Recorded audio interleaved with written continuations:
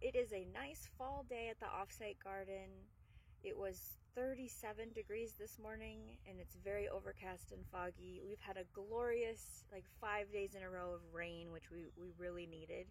But I have a lot of tasks I need to do, so I'm going to take you along with me.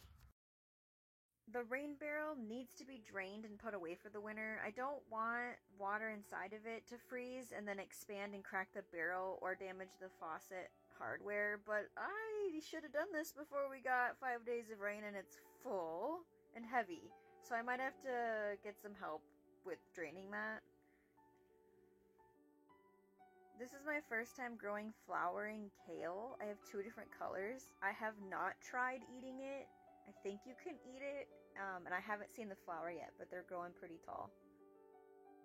My broccoli went to flower because we had 80-degree days, and then it finally froze 3 days later. I started the broccoli July 2nd, and then planted it outside August 3rd, thinking that I could get a harvest, but no. This is my lettuce growing. I planted it outdoors August 5th. This is a Salanova mix that looks really pretty.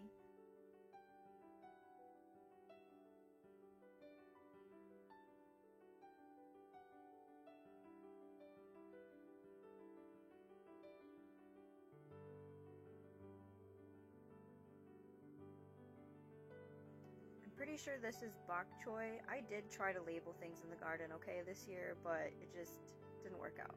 I'm pretty sure this is bok choy. This is tatsoi, Tatsoi.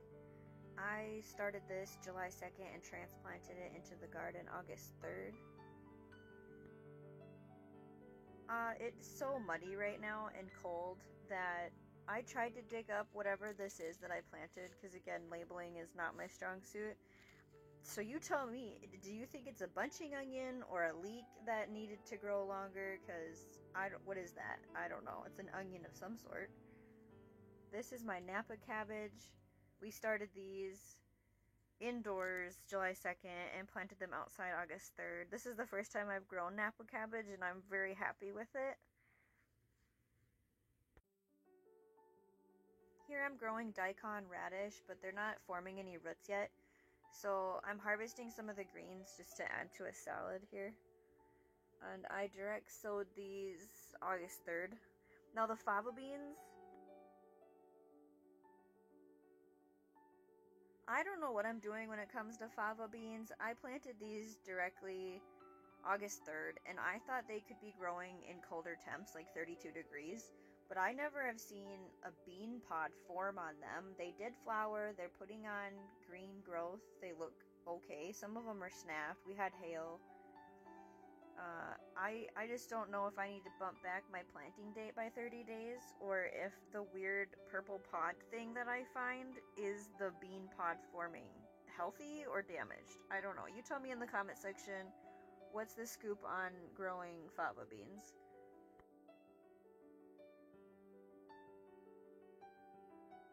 It's very muddy, so I struggle trying to get some carrots out. They were planted April 16th, and my second planting was direct sowed July 16th, and they don't have roots on them. Only these ones that I planted in April have healthy roots on them.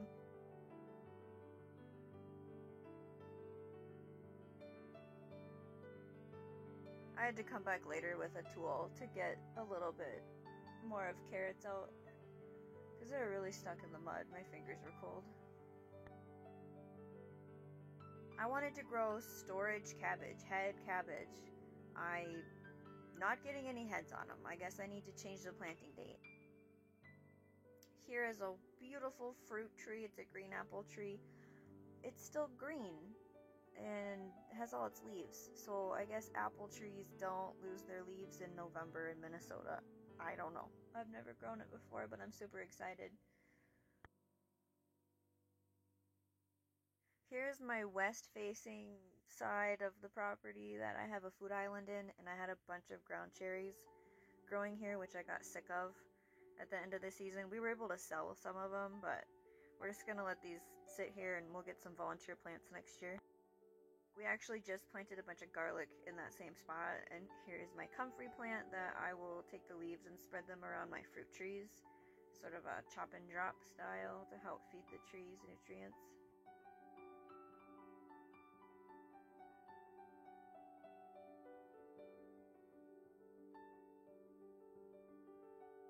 This is where I have my chives, and then next to that is a flower called gladiola, and I think technically for my zone I'm supposed to dig those bulbs up and then replant them after the frost in the spring, but we're gonna leave those ones in the ground and see what happens.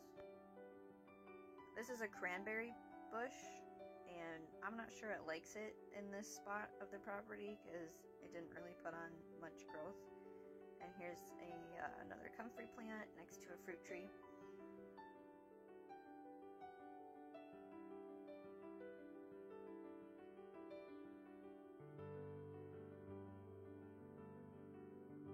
This is in the butterfly garden. Some of the flowers look pretty good still. I'm hoping the varieties my family chose survive our winters. We tried to read labels the best we could for what zone stuff was rated for. So here's just a little close-up of some of the plants that we have. Some of them are in their end of season stage, like that one and this next one.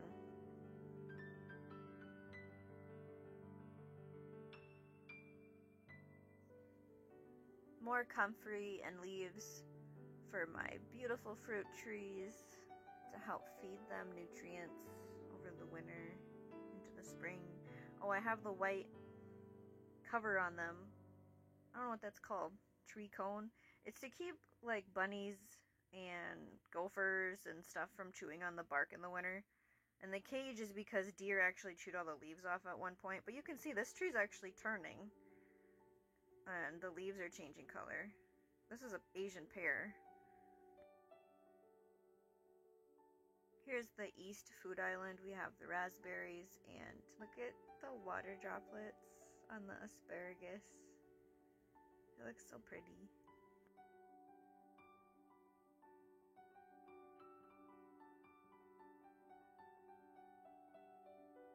I'm terrible at waiting for help, so I ended up just throwing the rain barrel on the ground and hoping that I wouldn't crack it to drain it. Here are some gourds that we put in our compost pile, and little critter came and chewed on it.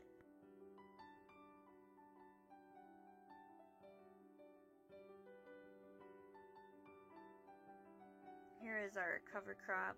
This is how it's looking as of November.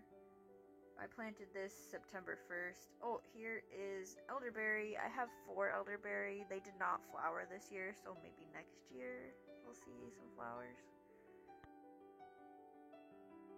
These are peonies that my mom planted. They will come back next year. This is my tree that's a cherry tree. And this is my other fruit tree that it's maybe is gonna live. We'll see if it survives the winter, but it's a nectarine tree. I can't believe we still have wildflowers, and we've had, 32-degree nights multiple times, and these are still alive. This was just a wildflower mix that I spread in this really cool area, and I love looking at them.